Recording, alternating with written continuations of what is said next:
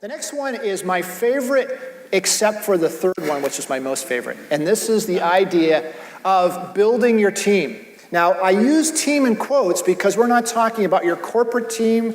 We're not talking about the team for your new launch or your small business. We're talking about your own personal board of directors. But here's what we're up against. We have a lot of connections online. We have a lot of connections in our workplace. We have people we know in business. But how many close friends do we really have? We looked this up and it was fascinating. In 1985, the average American had 3 very close friends. Now, even 10 years ago, 2004, it's down to not just 2, but 1.9. And that 0.9 friend, you better watch out for. No, I'm just teasing. I'm just saying 1.9, and usually they say if you have 2 friends, one of them you're married to, or one of them, they're the person you love. And you better have more to connect other than that. Here's something that's just very important, and I say it wherever I go. It's a classic UCLA study. The average American, and this will be on the test, by the way, the average American needs 3 to 4 one-hour contacts a week to be at their emotional best. So let me break that down. 1 hour face-to-face with people other than the same person you live with or the same person 4 different times. And so I try to work in those coffees. I try to work in those small groups. I try to work in the one-on-ones. It is transformational. If you come to my office, whatever way you come, the first thing I'm going to do once I find out why you're there is I'm going to assess your support team, your business support team, and your emotional support team. They say that 2/3 of Americans who don't achieve 3 to 4 contacts a week go through life what we call subclinical or subsyndromal depression. Now try charging the hill when you have lead shoes on and you're at 70% emotional capacity. You're going to say mañana, you're going to say I can't do it, you're not going to sign up for things that, let's face it, new things bring with it new stress until you learn them. So if you're already feeling stressed and overwhelmed, you're not going to sign up for anything extra and you're going to stagnate. So one of the best things, the best kept secrets of doing well in business, especially if you're in your own business, is taking care of you emotionally. Because you know if you're at your game, you're charging the hill. You're at John Wooden. Don't let what you can't do keep you from doing what you can. If you're at 60 or 70% emotionally, all bets are off, and you could be in a world of hurt. So I want us to think about what that means. Here's an isolation support group. Ironically, no one has showed up. Okay. What about my secret weapon? My secret weapon, and I am so proud, I'm going to mention some names here. Trent Adams, he takes some pictures here at Saddleback. Great guy, I don't know if you know him. Dave Cohn, Jeff Teasley, Henning. There's a number of guys in my group, Michael O'Keefe. These are my, not just spiritual small group Bible study, these are my mastermind group guys. So I had wanted to start a mastermind group for years. I had read about it. Ben Franklin was in a mastermind group for 37 years out in Philadelphia.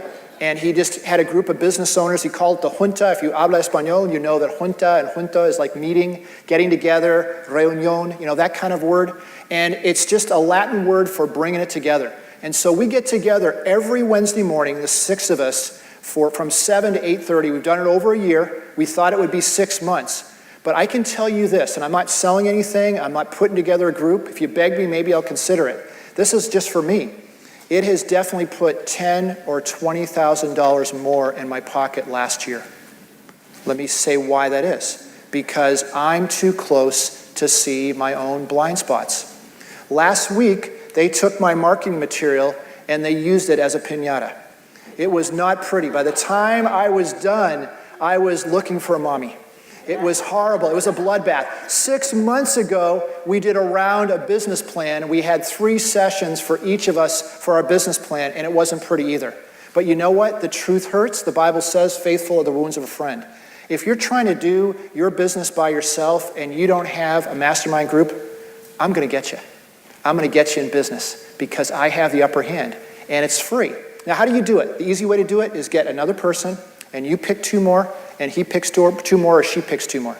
And what we do is we do about 10 to 15 minutes of devotional, but the rest is business. So it's different from a regular small group. We're there to talk about business problems. We'll pray together. We'll do a little devotional, but the rest of it is business time. So if you don't have something like that, create one. Talk to me, figure out, I can send you some materials on how we did it, but it is my best kept secret. Also, getting some mentorship. I get together with a guy that I had met at a party, a really cool guy in speaking, and I would have paid $300 for our coffee the other day at Panera Bread down in Lake Forest. There was so many gems that I was hearing. And the question is, who's mentoring you? Who knows more than you that you are willing to submit yourself to that process? You may not even have to pay anything like I didn't.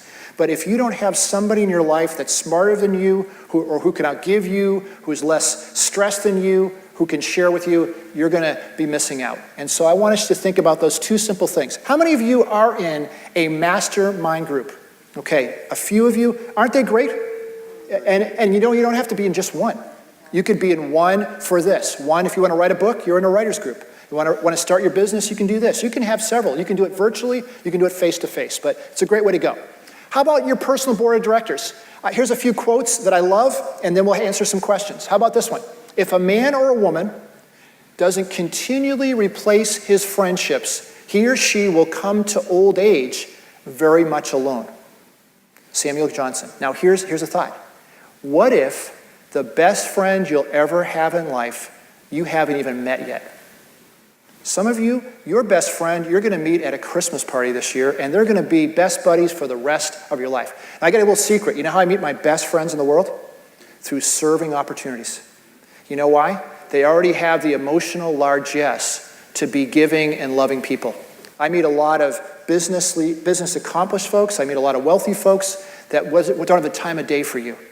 But when you meet people with a big heart on a mission trip or serving here at church or serving here, I mean, Helen, isn't it great to be part of a serving team? We prayed together. We had a great time together. I'll bet you the camaraderie and friendships that you're forging through that is just an incredible byproduct, and that's a heavenly byproduct.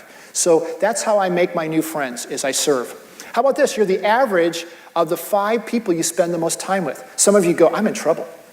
Now you say, I'm not this, I'm not that, but I struggle. We all struggle with the battle of the bulge. I have good friends where if I go to their house, 6,000 calories, we're just getting started. Resistance is futile. I have other friends that are in their 50s, they're triathletes, they're vegans, they're a barrel of fun. I'm just teasing. But I can tell you, my wife is gluten-free and a vegan, and God bless her. Now, there are some things that I have learned to like. I don't like fake stuff, but I love a good salad these days, and she's got me on the wagon. But you know what? You become like who you hang out with. Choose your friends very wisely. I'm not saying that you give some of those close friends a pink slip, but I'd say widen the circle, put some people in there. Who are the people you want to be like? Is there anybody in your circle that you really want to emulate business-wise? If the answer is no, they're good friends, you need to widen that circle, don't you? How about this? I love this one. Charlie Tremendous Jones. He said, you will be the same person in 5 years except for the people you meet and the books you read.